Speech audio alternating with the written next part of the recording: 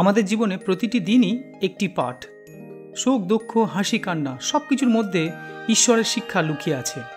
অনেক সময় আমরা ভাবি কেন সমস্যাগুলো বারবার আসে, কেন কষ্ট আমাদের জীবনের একটা অংশ। কিন্তু মনে রাখবেন, একজন বিশ্বাসীর জন্য প্রতিটি পরীক্ষা হলো ঈশ্বরের ক্লাসরুম, যেখানে তিনি আমাদের ভেতরের শক্তিকে গড়ে তোলেন। ঈশ্বর আমাদের শক্তি দেন। দাউদ বলেছিলেন, প্রভু আমার শক্তি, তিনি আমার ঢাল, আমি তাকে বিশ্বাস করছি, তিনি আমায় সাহায্য করেছেন। আমি প্রচণ্ড সুখী, তাই আমি তার প্রশংসার গান গাইছি। যা আমরা পাই গীত সংহিতা 28 অধ্যায় 7 পদে। এই পদ আমাদের মনে করিয়ে দেয় যে ঈশ্বর কখনো আমাদের একা থাকতে দেন না। যখন আমরা দুর্বল হয়ে পড়ি, তখন তিনি আমাদের শক্তির উৎস হয়ে ওঠেন। তাই হাসি কেবল সুখের প্রকাশ নয়, বরং ঈশ্বরের প্রতি বিশ্বাসের প্রতীক। যখন আমরা কষ্টের মধ্যে দিয়ে যাই, তখনও ঈশ্বর আমাদের ছেড়ে দেন না। ঈশ্বর কখনো আমাদের কষ্ট দিয়ে ভাঙেন না, বরং গড়ে তোলেন।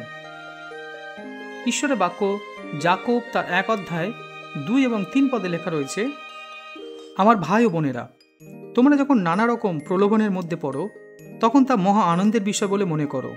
এ কথা জেনো, এই সকল বিশ্বাস তোমাদের বিশ্বাসের পরীক্ষা করে ও তোমাদের ধৈর্য গুণ বাড়িয়ে দেয়। এই পথটি আমাদের শেখায় আমাদের জীবনের প্রতিটি চ্যালেঞ্জ এক একটি প্রশিক্ষণ। ঈশ্বর আমাদের ধৈর্য, বিশ্বাস ও সাহসের পাঠ শেখাচ্ছেন, যাতে আমরা আরও দৃঢ় হতে পারি। হাসি হলো বিশ্বাসের ভাষা।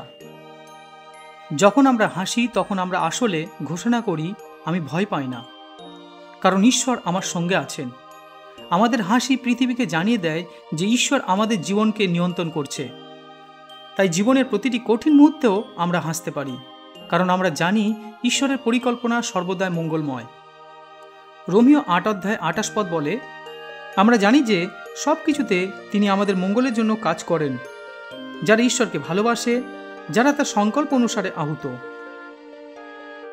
আমাদের জীবনের শক্তি আসে ঈশ্বরের কাছ থেকে। কখনো মনে হয় জীবন ভারী হয়ে গেছে, সব কিছু বন্ধ, কিন্তু সেই সময়ে ঈশ্বর নরম কণ্ঠে বলেন, তিনি আমাকে বলেন, আমার অনুগ্রহ তোমার জন্য যথেষ্ট, কারণ দুর্বলতার মধ্যে আমরা শক্তি সম্পূর্ণতা লাভ করে। এই জন্য বরং অত্যাধিক আনন্দের সঙ্গে নানান দুর্বলতা গর্ব করব, যাতে খ্রিস্টের পরিত্রাণ আমার উপরে অবস্থান করে। যা আমরা 2 করন্থীয় 12 অধ্যায় 9 পদে পাই। যদি আপনি দুর্বল বোধ করেন, মনে রাখবেন ঈশ্বর তত বেশি আপনার ভেতরে কাজ করবেন।